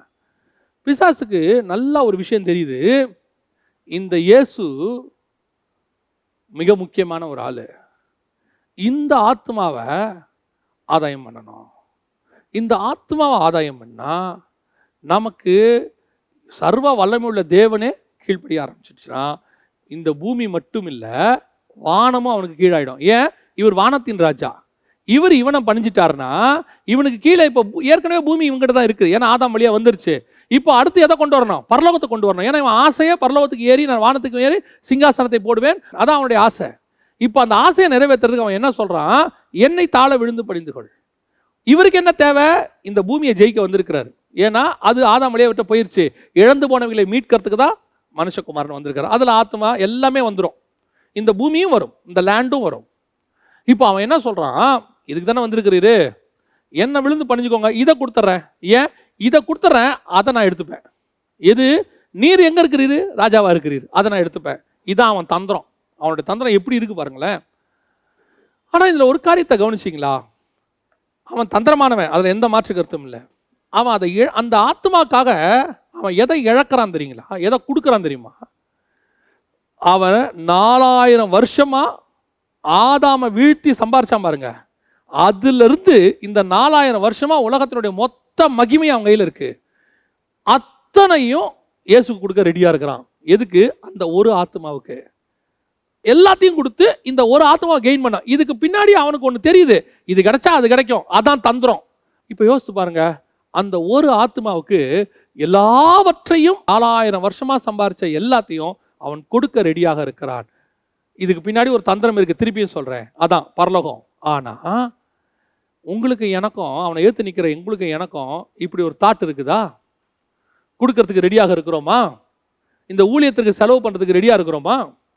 எல்லாவற்றையும் கொடுத்து ஒரு ஆத்மாக்காக எல்லாவற்றையும் கொடுத்து ஒரு ஆத்மாவை கெயின் பண்றதுக்கு நம்ம ரெடியா இருக்கிறோமா? வசனம் சொல்லுது 13ஆம் அதிகாரம் மத்தேயு சுவிசேஷம் 45-46 இயேசு சொல்றாரு, பரலோக ராஜ்யம் தனக்கு உண்டான எல்லாவற்றையும் வித்து அந்த முத்தை பெற்ற வியாபாரிக்கு சமமாக இருக்கிறது. இந்த எல்லாத்தையும் கொடுத்து இயேசு கிறிஸ்து இந்த பூமியில வந்து தன்னுடைய விருப்பு வெறுப்பு சந்தோஷம் எல்லாத்தையும் கொடுத்து தன் ஜீவனையும் கொடுத்து அவர் எதை மீட்கிறாருன்னு கேட்டீங்கன்னா, பரலோகம் இங்கே ஒன்று வச்சிருந்துச்சு, ஒரு ராஜ்யம் ஆதாம் வழியாக, அந்த ராஜ்யத்தை மீட்கிறார். பரலோக ராஜ்யம் இவ்வளோத்தையும் கொடுத்து மீட்கிறதுக்கு ஓமையா இருக்குதுன்னு சொல்றாரு. அப்போ எல்லாத்தையும் தன் ஜீவனையே கொடுத்து மீட்ட இயேசு அவருக்கு பிள்ளைகளா வந்திருக்கிறோம். இன்னைக்கு நாம எப்படி ஆத்துமாக்களுக்கு செலவு பண்றோங்கிறதா ரொம்ப இம்பார்ட்டன்ட். ஆத்மா செலவு பண்ணும்போது பிசாசுடைய தந்திரம் நம்மகிட்ட இருக்குதா, இல்ல ஆத்மா செலவுக்கு பண்ணும்போது இயேசுவினுடைய அன்பு நம்மகிட்ட இருக்கா? இயேசு எல்லாவற்றையும் வித்து ஆத்மாதாயம் பண்ணாரு. அவருக்கு அதுல ஒரு பலனும் இல்லை. தன் ஜீவனை கொடுத்து நம்ம ஜீவனை மீட்கிறார். அதுல அவருக்கு ஒரு பலனும் இல்லை. ஒரே பலன், நம்மளை கொண்டு போய் பரலோகத்தில் வச்சு சந்தோஷப்பட போறாரு, அவ்வளவுதான். ஆனா இவனுக்கு என்ன? இந்த ஆத்மாதாயம் பண்ணா அந்த இயேசுவை நான் கெயின் பண்ணிட்டேன்னா எனக்கு பரலோகம் வந்து கிடைச்சிரும். அதுக்கு பின்னாடி இருக்கிறது. இப்போ ஊழியம் பண்றதுல நாம இதுல எந்த வகையில் இருக்கிறோம்? எதுல இருக்கிறோம்? இந்த ஊழியம் பண்ணா இது கிடைக்கும் அப்படின்னு சொல்லி நீ மினிஸ்ட்ரி பண்ணினா நீ சாத்தானுடைய ஊழியக்காரன். தந்திரம். ஏன் இப்படி பண்ணா எனக்கு இது கிடைக்கும், இந்த மாதிரி பிரசங்கம் பண்ணா இப்படி எனக்கு கிடைக்கும். உன் பிரசங்கத்துல ஆத்தும ஆதாயம் மட்டும்தான் இருக்கணும், வேற எந்த ஆதாயத்துக்காகவும் நம்முடைய ஊழியம் இருக்கவே கூடாது. நிறைய பேர் இந்த பிசாசின் தந்திரத்தோட தான் மினிஸ்ட்ரி பண்ணிட்டு இருக்கிறாங்க. ஏன் எல்லாம் அப்படியே பார்த்தா எல்லாத்தையும் விட்டு ஊழியம் பண்ற மாதிரி இருக்கும். நான் சொல்லுகிறது அதில் செய்கிறவர்களுக்கு தெரியும். பார்த்தா மினிஸ்ட்ரி அவருங்க எல்லாத்தையும் விட்டு பண்றாரு. மனசாட்சியை தொட்டு சொல்லுங்க, அதுக்கு பின்னாடி இருக்கிறவங்க தந்திரம் என்ன? அதை வச்சு என்ன சம்பாதிக்க பார்க்குறீங்க? அதை வச்சு என்ன சொத்து சேர்க்க பார்க்குறீங்க? அதை வச்சு எப்படி உங்க ஃபியூச்சரை கட்ட பார்க்குறீங்க? இன்னைக்கு நிறைய பேர் அதை தான் செஞ்சிட்டு இருக்கிறாங்க. திருப்பியும் சொல்றேன், கர்த்தர் உங்களை ஒரு காரியத்தை செய்ய சொல்லி நீங்கள் செய்வதில் எந்த தப்புமே கிடையாது. ஆனா அதுக்காக மினிஸ்ட்ரி பண்ணக்கூடாது. நான் சொல்றது உங்களுக்கு இன்னும் கொஞ்சம் நான் விலாவரியா சொன்னா உங்களுக்கு புரியும் நினைக்கிறேன். நிறைய பேருடைய ஊழியங்களை நான் பார்க்கிறேன். ஏன்னா நிறைய இடத்துக்கு டிராவல் பண்றதுனால பார்க்குறேன். அவங்களோட பேசும்போதே அந்த மினிஸ்ட்ரியோடைய நோக்கம் தெரிஞ்சிடும். நான் வந்துட்டு கர்த்தருடைய கிருபையினால ஒரு 10 நிமிஷம் ஒருத்தரோட உட்காந்து பேசணும்னா நமக்கு அவங்கள பற்றி நமக்கு எல்லாருக்குமே தெரியும். ஒருத்தரோட உட்காந்து நீங்கள் 5 நிமிஷம் பேசுனீங்களா, அவர் என்ன மோட்டிவில் வந்திருக்காரு? ஒரு சாதாரண பிஸ்னஸ்மேன் ஒருத்தர் வந்து அவர்கிட்ட உட்காந்து பேசினா இவர் என்ன மோட்டிவில் வந்திருக்கிறாருங்கிறது 5 நிமிஷத்தில் கண்டுபிடிச்சிடலாம். அது வந்து அவங்களுடைய எக்ஸ்பீரியன்ஸ். ஆவியில் கண்டுபிடிக்கிறது ஒன்று இருக்கு. ஒரு சிலரோட உட்காந்து பேசும்போது அவங்களுடைய வாயின் வார்த்தைகள், அவங்க சிந்தனைகள், அவங்களுடைய ரத்தத்துக்குள்ளே ஓடிக்கொண்டிருக்கிறது எல்லாமே ஏதாவது ஒரு ஆதாயமாக இருக்கும். ஏதோ ஒரு ஆதாயம், அதை பற்றி மட்டும்தான் பேசுவாங்க. அதில் பணமாக இருக்கும், இல்லை அதில் வந்து லேண்டாக இருக்கும், இல்லை அதில் வந்து ஏதாவது ஒரு எதிர்கால திட்டமாக இருக்கும். இவ்வளோதான் இருக்கும். வசனமோ ஆவியானவரோ இல்லை ஊழியத்தினுடைய வளர்ச்சியோ அல்ல அதில் இருக்கக்கூடியதான அந்த கனிகளோ வரங்களோ எதை பற்றியுமே இருக்காது. ஸ்பிரிச்சுவல் டாகே இருக்காது. ஆனால் உட்காந்து பேசுகிற 2 பேருமே மினிஸ்ட்ரிக்காரங்களாக இருப்பாங்க. 2 பேரும் எதை பேசுவாங்கன்னு கேட்டிங்கன்னு சொன்னால், 2 பேரும் அந்த ஊழியத்தினால வரக்கூடிய ஆதாயம், அந்த ஊழியத்தினால கிடைக்கக்கூடிய மேன்மைகள், அதனால் வரக்கூடியதான இதை பற்றி தான் அவங்க டாக் இருக்குமே ஒழிய உட்காந்து கர்த்தரை பற்றியோ வசனத்தை பற்றியோ இருக்காது. சில நேரங்களில் தங்களை எப்படி காட்டிக்கொள்வாங்கன்னா அப்படியே தியாகம் பண்ணி மினிஸ்ட்ரி பண்ணுற மாதிரி இருக்கும். இந்த சாத்தான் பேசுகிற மாதிரியே இருக்கும். எப்படி இருக்கும்? எல்லாவற்றையும் இழந்து. ஒரு சிலர்லாம் நாங்கள் வெளிநாட்டில் வேலை பார்க்கும்போது அங்கே வந்து நாங்கள் இருந்த சபையில் வந்து பிரசங்கம் பண்ணுவோம். பெரும்பாலும் அந்த வெளிநாட்டுக்கு பிரசங்கியார் போகும்போது அவங்களுடைய மோட்டிவே என்னவாக இருக்கும்னா, நான் சொல்கிறது 100க்கு 90%, 10% பேர் உண்மையிலேயே அழைப்பு பெற்று கூப்பிட்டாங்கன்னு போய் வசனத்தை தவிர வேற எதையுமே பேசாமல் பேசிட்டு வருவாங்க. அவங்களையும் கர்த்தர் ஆசீர்வதிச்சு அனுப்புகிறாரு. ஒரு 90% அங்கே போய் உக்காந்துக்கிட்டு தன்னுடைய குறைகள், அதாவது குறைகள்னா தான் பாவின்றது இல்லை, தனக்கு என்ன தேவைகள் இருக்குது, நம்ம எவ்வளோ இந்த ஊழியத்தில் கஷ்டப்படுறோம், எவ்வளோ மிகுந்த உபத்திரவத்தில், அதுலேயும் ஒரு சில வார்த்தைகள்லாம் ஒரு சில யூஸ் பண்ணுவாங்க பாருங்க. அவங்க சொல்லுவாங்க, விசுவாசத்தில் தாங்க நான் மினிஸ்ட்ரி பண்ணுறேன். விசுவாசங்கிறது ஐசியூவில் படுத்திருக்கிற ஒரு பேஷண்ட் மாதிரி சொல்லுவாங்க. விசுவாசத்தில் தாங்க நான் மினிஸ்ட்ரி பண்ணுறேன். விசுவாசம் என்ன தெரியுங்களா? அது ஒரு ஜைஜாண்டிக்கான வேர்டு. உலகத்தை ஜெயிக்கிற ஜெயம். விசுவாசத்தினாலே உலகத்தை ஜெயிக்க முடியும். விசுவாசத்தினாலே மலையை பெயர்ந்து கடல்ல போனால் போகும். விசுவாசத்தை துவக்கிறவரும் முடிக்கிறவரும் விசுவாசம் தான் எல்லாமே. இந்த விசுவாசத்தினால தான் நம்ம ரட்சிக்கப்பட்டோம். விசுவாசத்தை கொண்டு ரட்சிக்கப்பட்டோம். விசுவாசத்தில் தான் நம்ம ஆவிக்குரிய வாழ்க்கையே இருக்கு. நமக்கு பேரே விசுவாசிங்க. இந்த விசுவாசங்கிறது என்னது? நீங்க நினைச்சீங்கன்னா விசுவாசத்துல இந்த உலகத்தை தலையில புரட்ட முடியும். சூரியனை நிக்க வைக்க முடியும், செங்கடலை பிளக்க முடியும், யோர்தானை பின்னிட்டு ஓட வைக்க முடியும். நீங்க 5000 பேருக்கு அப்பத்தை கொண்டு வர முடியும், மரித்தவரை உயிரோடு கூட எழுப்ப முடியும். இயேசு சொல்றாரு, பிதாவே நீர் எனக்கு செய்கிறேன்னு அறிந்திருக்கிறேன், சுத்தி இருக்கிறவர் விசுவாசிக்கத்தக்கதாக இதை நான் செய்கிறேன். அந்த விசுவாசம் அப்படிப்பட்ட வல்லமை உடையது. நீங்க விசுவாசத்துல பலப்பட்டு இருந்தீங்கன்னா உலகத்தையே ஜெயிக்க முடியும். அப்படியே வந்து அவங்க பிரசங்கத்தை இந்த விசுவாசங்கிற வேர்டை பிரசங்கத்தில் எப்படி யூஸ் பண்ணுவாங்க தெரியுமா? விசுவாசத்தில் தாங்க என் வாழ்க்கை ஓடுது. அது என்னமோ அப்படியே ட்ரிப்ஸ் ஏறிக்கிட்டு இருக்கிற பேஷண்ட் மாதிரி, ஏதோ அவர் இந்த ட்ரிப்ஸில் தாங்க வாழ்க்கையை ஓட்டிக்கிட்டு இருக்கிறாரு அப்படிங்கிற மாதிரி சொல்லுவாங்க. விசுவாசத்தில் எப்படி சொல்லணும் தெரியுமா? விசுவாசத்தில் வாழ்கிறேன். ஏன்? என் தேவன் என்னோடு கூட இருக்கிறார். நாங்கள் நினைச்சா வானத்திலிருந்து அப்பம் வரும், நினைச்சா காக்கா அப்பமும் இறைச்சியும் கொண்டு வரும், நினைச்சா எங்களுக்குன்னு ஒரு நீரூற்று உண்டாகும், நினைத்தால் கர்த்தர் எங்களுக்கு கண்மலையை பிளந்து தண்ணீரை கொடுப்பார். ஏன் ஒண்ணுமே இல்லாவிட்டாலும் எங்கள் எண்ணெயில் நிரம்பி வழிஞ்சுக்கிட்டே இருக்கும். எங்க கையில பாத்திரம் வெறுமையாக இருந்தாலும் எங்களுடைய மாப்பெசைகிற தொட்டி ஒரு நாளும் குறைந்து போகாது. காரணம், நாங்கள் விசுவாசத்துல எங்கள் தேவனை சேவிக்கிறோம். எப்பேற்பட்டதான ஒரு வார்த்தை. இன்னைக்கு அப்படியே தந்திரமா பிரசங்கத்தை பண்ணுவாங்க, ஆதாயம் பண்ணும்படி. அப்படியே ரொம்ப கேர்ஃபுல்லா இருந்து கொள்ளுங்க. உங்க பிரசங்கத்தை கீழே இருக்கிறவன் ஜட்ஜி பண்றனா இல்லையான்னு தெரியாது. உங்க பிரசங்கத்தை நீங்க பிரசங்கம் பண்ணும் போது வெளியிருந்து பார்க்கிறவங்களுக்கு ஒரு மாதிரி அது வேற ஒரு பிரசன்டேஷனை கொடுக்கும் வச்சுக்கோங்களேன். ஆனா உங்களுக்குள் இருக்கிற ஆவியானவருக்கு தெரியும், நீ தந்திரத்துல பிரசங்கம் பண்றியா இல்ல உண்மையா பிரசங்கம் பண்றியான்னு. அவரை ஏமாற்ற முடியாது. பாருங்களேன், இன்னைக்கு நிறைய பேர் அங்கதான் நடக்கிறாங்க. கீழே உட்கார்ந்து இருக்கிறவங்களை கவர் பண்ற மாதிரி பிரசங்கம், கீழே உட்கார்ந்து இருக்கிறவங்களை ஆதாயம் பண்ற மாதிரி பிரசங்கம். அந்த ஆத்மாவை கர்த்தருக்கு ஆதாயம் பண்ற மாதிரி தான் நீ பிரசங்கம் பண்ணணும், உனக்கு ஆதாயம் பண்ற மாதிரி பண்ணக்கூடாது. இன்னைக்கு நிறைய பேர் அப்படி இருக்கிறாங்க தந்திரமா.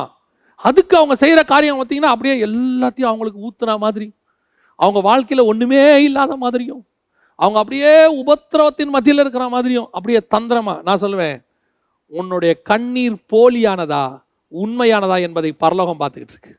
உன்னுடைய கண்ணீர் உண்மையானதா இருந்தா அதை துருத்தில வைத்து பரலோகம் மீண்டும் உன்னை ஆசீர்வதிப்பதற்கு வல்லமையுள்ளதா இருக்கிறது. ஆனா உன் கண்ணீர் போலியானதா இருந்தா உன்னை ஒரு நாள் அடிப்பதற்கும் பரலோகம் தயாராக இருக்கிறது. We must be very careful. இந்த மேல நின்னுட்டோம், கையில இந்த பட்டயத்தை எடுத்துட்டோம், அபிஷேகம் பெற்று ஊழியக்காரங்கிற ஸ்தானத்துக்கு வந்துட்டோம்னா இன்ச் பை இன்ச் பரலோகம் பார்த்துக்கிட்டு இருக்குது நீ யாருக்கு ஊழியம் பண்றேன்னு. இன்னைக்கு நிறைய பேர் அப்படித்தான், அப்படியே என்னை தாழ விழுந்து பணிந்து கொண்டார், எல்லாத்தையும் நான் இழக்க தயாரா இருக்கேன், ஒரு ஆத்மாக்காக எவ்வளோ வேணாலும் செலவு பண்ணுவேங்க. எத்தனை ஊழியர்களை நாங்கள் பார்த்துருக்கோம் தெரியுமா? 10 கிலோமீட்டர் 20 கிலோமீட்டர் 30 கிலோமீட்டர் ஒரு ஆத்மாவை சந்திக்கிறதுக்கு மலை மேலே போவாங்க. அப்படியே போய் மலை மேலே ஏறி போய் அப்படி சந்திச்சு, அங்கே போனால் ஒரு 4 தான் இருக்கும், 4 ஆத்மாக்கள் இருக்கிறோம். ஆனாலும் ரெகுலராக போய் பார்ப்பாங்க. அவர்களுக்கு மத்தியில் மேடையில் ஏறி நம்மால் சொல்லுவாங்க, பாருங்க காரில் 300 கிலோமீட்டர் கவலையோடு கூட போனேன். அப்படியே எல்லாத்தையும் ஊத்துற மாதிரி ஜனங்களும் நம்புறாங்க. ஜனங்கள் கீழே இருக்கிறவங்கள பற்றி நமக்கு கவலையே கிடையாது, அவங்க என்ன வேணா இருக்கட்டும், அவங்க நம்புறாங்க, நம்பாம போறாங்க. பரலோகம் பார்த்துக்கிட்டு இருக்கு, பரலோகம் பார்த்துக்கிட்டு இருக்கு. நாம யாருன்னு பரலோகத்துக்கு நல்லாவே தெரியும். நீ உண்மையா உன்னை தாழ்த்தி உனக்கு உண்டான எல்லாவற்றையும் நீ ஆத்மாவுக்கு செலவு பண்ணிப்பார். அதான் எமில் ஜெபசிங்கனுடைய பாட்டு ஒன்று இருக்கு, வசனம் தெளிவாக அழகா இருக்கும் அந்த பாட்டு. கிறிஸ்துவுக்காய் இழந்தவர் எவரும் தரித்திரர் ஆனதில்லை, ராஜ்ய மேன்மைக்காய் கஷ்டமடைந்தோர் நஷ்டப்பட்டதில்லை. இது வரைக்கும் தனக்கு சேவை உண்மையாய் செய்த ஒருத்தனை கூட கர்த்தர் கீழே விட்டதே கிடையாது. நீங்க நினைக்கிற மாதிரி அவன் மில்லியனர் பில்லியனர் ஆக மாட்டான், உலக கோடீஸ்வரன் லிஸ்ட்ல ஒருத்தன் வரமாட்டான், இந்தியாவில் உள்ள ஊழியக்காரங்களே பெரிய பணக்காரங்கிற பட்டம்லாம் கிடைக்காது. ஆனா ஒண்ணு கிடைக்கும், கடைசி கண்ணை மூடுற வரைக்கும் சமாதானமாய் மூடி அந்த கண்ணு பரதீசில திறக்கும் போது சமாதானமாய் திறக்கும். எத்தனை பேர் சாகும்போது பரலோகத்துக்கு போகிறோமாங்கிற சந்தேகத்தோட செத்தவங்களா இருக்கிறாங்க தெரியுமா? சாகும்போது ஐயோ நான் பரலோகத்துக்கு போவேனா மாட்டேனான்னு சொல்லி சந்தேகத்தோடு கூட அழுகையோடு போனவங்க எத்தனை பேர் இருக்கிறாங்க. ஆனா எத்தனையோ பரிசுத்தவான்கள் தாங்கள் கடந்து போவதற்கு முன்பதாகவே 2 நாளைக்கு 3 நாளைக்கு முன்னாடியே அதை அறிந்து எல்லாரையும் கூப்பிட்டு ஆசீர்வதிச்சு ஜெபம் பண்ணி நிம்மதியாய் சந்தோஷமாய் தேவராஜ்யத்துக்குள் பிரவேசித்தவர்கள் இருக்கிறார்கள். பரலோகம் பார்த்துக்கிட்டு இருக்குது. நீ கிறிஸ்துவுக்காய் இழக்கிற ஒரு காரியமும் பரலோகத்தில் உனக்கு ஆதாயமாக இருக்கும். உனக்கு கர்த்தர் கொடுக்குறாரா, அதை கிறிஸ்துவுக்கு அவருடைய ஊழியத்துக்கும் செலவு பண்ணி, எத்தனை லட்சம் கொடுத்தாலும் செலவு பண்ணுங்க, செலவு பண்ணுங்க. ஒரு ஆத்மாக்காக செலவு பண்ணுங்க, 1 லட்சம் ஆத்மாக்கு செலவு பண்ணுங்க. கொடுக்கறத செலவு பண்ணிட்டே இருங்க, நீங்க வந்துகிட்டே இருக்கும். நான் சொல்றேன், இறைக்கிற கிணறு தாங்க சுரக்கும். அப்படியே தண்ணி இருக்குதுன்னு மூடி போட்டு வச்சு பாருங்க, அந்த தண்ணி பாசி பிடிச்சிரும். ஓடுற ஆற்றுல என்னைக்குமே அழுக்கு படியாதுங்க. ஓடுற ஆடுல அழுக்கு பறிவே படியாது. குளம் கொட்டை தேங்கி நிற்கிற தண்ணியில தான் அழுக்கு படியும். நீங்கள் கொடுத்து கொண்டே இருங்கள், ஆண்டவர் உங்களை ஆசீர்வதித்து கொண்டே இருப்பார். ஆத்துமாக்களுக்கு நீங்க செலவு பண்றதை ஒரு நாளும் தப்பாக நினைக்கவே நினைக்காதீங்க. ஐயோ என் எதிர்காலம் என்ன ஆகும், என்னுடைய பிள்ளைகளுடைய எதிர்காலம் என்ன ஆகும். நான் உங்களுக்கு சொல்றேன், நீதிமானுடைய சந்ததி அப்பத்துக்கு இறைஞ்சினதை நான் பார்த்தது இல்லை என்று சங்கீதக்காரன் சொல்லுகிறார். அது வேத வார்த்தை, ஒரு நாளும் அது நடக்காது. நீங்க ஒரு கோவலை தண்ணீர் கொடுத்தாலும் உன் பிள்ளைக்கு ஆண்டவர் ஒரு வாளி நிறைய தண்ணி தருவதற்கு வல்லமையுள்ளவராக இருக்கிறார். தந்திரமா ஊழியம் பண்றோமா, உண்மையா ஊழியம் பண்றோமா? உன்னுடைய பிரசங்கத்துல அது உலகத்துக்கு தெரியாது. நீங்க என்ன மோட்டிவ்ல பிரசங்கம் பண்றீங்க, என்ன மோட்டிவ்ல மினிஸ்ட்ரி பண்றீங்க, என்ன மோட்டிவ் உலகத்துக்கு தெரியக்கூட வேண்டாம், கர்த்தர் தெரியக்கூட வேணாம்னு நினைப்பாரு. ஆனா அவருக்கு நல்லாவே தெரியும். அவன் கிரியைக்கு தக்கதான பலன் அவரோடு கூட வந்து கொண்டிருக்கிறது. பிசாசின் தந்திரங்கள் அறியாதவைகள் அல்லவே. அவனை எதிர்த்து நிற்கிற நீங்களும் நானும் இந்த 3 காரியத்துல ரொம்ப கேர்ஃபுல்லாக இருக்கணும். முதலாவதாக அவனுக்குள்ளே இருந்த ஒரு மனம். அவன் நரகத்துக்கு கொண்டு போவதற்கு ஒரு மனமாக இருந்தான். நாம் பரலோகத்துக்கு கொண்டு போவதற்கு ஒரு மனமாக இருக்கணும். நமக்குள்ளே இந்த ஒரு மனம் தந்திரமான ஒரு மனம் வந்துடக்கூடாது. ரொம்ப கேர்ஃபுல்லாக இருந்து கொள்ளுங்க. ஒரு வேதத்துக்கு அகைன்ஸ்டா குடும்பத்தில் ஒன்று நடக்குதா, தைரியமா சொல்லுங்க, இது அகைன்ஸ்ட் டு பைபிள், என்னால் செய்ய முடியாது. ஒருவேளை நீங்கள் அதனால உபத்திரவப்பட வேண்டி வரலாம், ஆனால் பரலோகம் உங்களை கனப்படுத்தும். அந்த தவறுக்கு உடன்படாதிருங்கள். செய்யறது சீனியரா கூட இருக்கும், மேலானவங்களா இருக்கும், உடன்படாதீங்க. இது அகைன்ஸ்ட் டு பைபிள். இல்ல நான் சொல்லினா நீ கீழ்பட்டுதான் ஆகணும்பாங்க. ஒரு சிலர்லாம் சொல்லுவாங்க, அது எப்படி நாங்க சொல்றோம், நீங்க சொல்ல வேணாம், பைபிள் என்ன சொல்லுது அது சொல்லுங்க. நீங்க சொல்றதுக்கு நீங்கள் நானும் என்ன அப்போஸ்தலர்களா? இது தேவன் எழுதி கொடுத்திருக்கிறார். இது சொல்லுதா, இதுக்கு ஒரு மனதோடு நாங்கள் இணைந்து உங்களோட செய்வதற்கு தயாராக இருக்கிறோம். இது சொல்லலையா, செய்ய முடியாது. சிலர் சொல்லுவாங்க, அப்படி நெளிவு சுழிவு கொஞ்சம் போனாதாங்க மினிஸ்ட்ரி நடக்கும். அப்படி ஒரு மினிஸ்ட்ரி நடக்க வேண்டிய அவசியமே கிடையாது. இதுதான் சத்தியம், இப்படி தான் நடக்கணும், அப்படி செஞ்சா செய்யுங்க, இல்லைன்னா விடுங்க, ஃபினிஷ், முடிஞ்சு போச்சு. 2வது ஆத்ம பாரம். எப்படிப்பட்ட ஆத்ம பாரம் இருக்கணும்? அவனுக்குள்ள ஒரு ஆத்ம பாரம், எவனை விழுங்கலாமோ என்று. நமக்கு எதிராளியானவனே இப்படி வேலை செய்யறானா, நாம எப்படி வேலை செய்யணும்? ஆத்மா. அடுத்து ஆத்மாக்காக செலவு செய்தல். இந்த 3 காரியங்கள்ல ரொம்ப கேர்ஃபுல்லா இருங்க. எழுத்து நில்லுங்க, பிசாசுக்கு தைரியமா எழுத்து நில்லுங்க. ஒரு நாளும் அவன் உங்களை ஜெயிக்கவே முடியாது. ஏன்னா தலையில்லாதவனுக்கே இவ்வளவு துள்ளல் இருக்குன்னா, நம்ம தலை இயேசு கிறிஸ்து, நாம எப்படிப்பட்டவங்களா இருக்கணும்? தோத்தவனுக்கே இவ்வளவு தைரியம் இருக்கும்னா, ஜெயிச்ச உங்களுக்கும் எனக்கும் எவ்வளவு தைரியம் இருக்கணும்? நரகத்துக்கு போறவனே இவ்வளவு வைராக்கியமா பேசுவான்னா, பரலோகத்துக்கு போற நீங்களும் நானும் எவ்வளவு வைராக்கியமா பேசணும்? பரலோகம் பார்த்துக்கிட்டு இருக்கு. தைரியமா செயல்படுவோம். தேவனாய் கர்த்தர் நம்மோடு கூட இருக்கிறார். அவர் ஒரு நாளும் நம்மை கைவிடுகிறதில்லை. நாம ஜெபம் பண்ண போகிறோம். சர்வ வல்லமை உள்ள எங்கள் தகப்பனே, அருமையான நேரத்திற்காக உமக்கு ஸ்தோத்திரம். ஆண்டவரே, நாங்கள் இந்த உலகத்துல ஒரு பர்பஸோடு கூட கொண்டு வரப்பட்டோம். யாருக்கு எதிர்த்து நிக்கணும், எதுக்கு விலகி ஓடணும், எல்லாத்தையும் எங்களுக்கு நீங்க சொல்லி கொடுத்துருக்கிறீங்கப்பா. பாவத்துக்கு விலகி ஓடணும், பிசாசுக்கு எதிர்த்து நிக்கணும். அவனை எதிர்த்து நிக்கணும்னா சர்வாயுதத்தை நாங்கள் தரித்து கொள்ளுகிறவளாய் காணப்படவே கர்த்தர் கிருபை பாராட்டும். எங்களுக்கு கிடைத்த இந்த சத்தியத்தின்படி எங்களை நடக்க கர்த்தர் எங்களுக்கு கிருபை தருவீராக. ஆசீர்வதியும், வழி நடத்தும். இயேசுவின் நாமத்தில் பிதாவே, ஆமென்.